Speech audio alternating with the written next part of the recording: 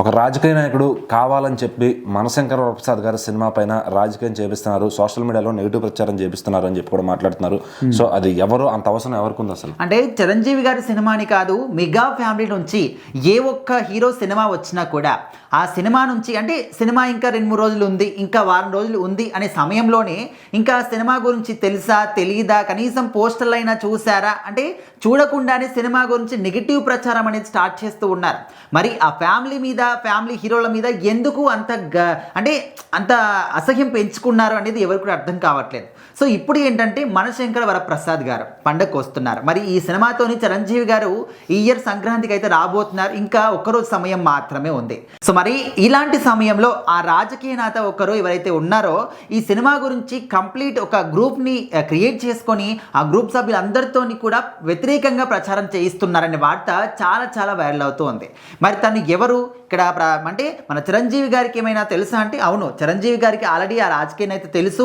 వాళ్ళకు వ్యాపారాల పరంగా కూడా కొన్ని సంబంధాలు ఉన్నాయి. దానికి తోడు ఇద్దరు కూడా మంచి మిత్రులని కూడా చెప్తూ ఉన్నారు. కానీ మిత్రులు అయినప్పటికీ, వ్యాపారాల పరంగా సంబంధాలు ఉన్నప్పటికీ కూడా తమ్ముడే పేకాటే అనే విధంగా సినిమా విషయానికి వస్తే మాత్రం ఈ సినిమా గురించి ఖచ్చితంగా వ్యతిరేక ప్రచారం చేయిస్తున్నాడు అనే విధంగా అయితే చాలా చాలా స్ట్రాంగ్గా వినిపిస్తుంది.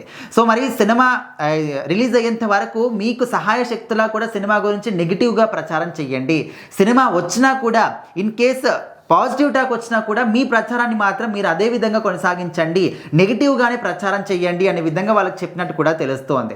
సో మరి దీనికి ప్రజలు కావచ్చు, ముఖ్యంగా మెగా ఫ్యామిలీ అభిమానులు ఏం సమాధానం చెప్తూ ఉన్నారంటే ఓకే, ఎన్ని విధాలుగా వీలైతే అన్ని విధాలుగా వ్యతిరేక ప్రచారం చేయించుకోండి, కానీ ఈ సినిమాలో కంటెంట్ ఉంటే ఎవరు కూడా సినిమాని ఆపలేదు. ఈ సినిమానే కాదు, ఏ సినిమా అయినా, ఏ హీరో అయినా కూడా కంటెంట్ ఉంటే ఎవరు ఎన్ని అడ్డుపుల్లలు వేసినా, ఎన్ని రకాలుగా వ్యతిరేకంగా మాట్లాడినా కూడా ఆ సినిమాని మాత్రం ఎవరు కూడా ఆపలేరు అని చెప్పేసి అయితే ఇటు మెగా అభిమానులు మాత్రం సవాల్ విసురుతూ ఉన్నారు.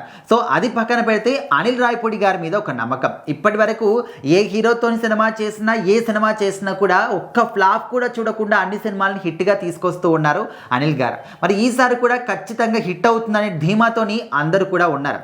సో ఆ లెక్కన చూసుకుంటే ఖచ్చితంగా ఈసారి ఆల్రెడీ హిట్ కొట్టేసినట్టే అని కూడా జనాలు నమ్ముతూ ఉన్నారు. సో ఏదైనప్పటికీ ఆ రాజకీయ నాయకుడు ఎందుకు ఆ విధంగా చేస్తున్నాడంటే ఇంకా అది రాజకీయాలు అనేవి సహజంగా ఈ విధంగా జరుగుతూనే ఉంటాయి. సో ఎవరెన్ని రకాలుగా ఆ విధంగా నెగిటివ్ ప్రచారం చేసినా కూడా సినిమాలో కంటెంట్ ఉంటే ఎవరు కూడా ఆపలేరు అని చెప్పేసి అయితే ఫ్యాన్స్ మాట్లాడుతూ ఉన్నారు.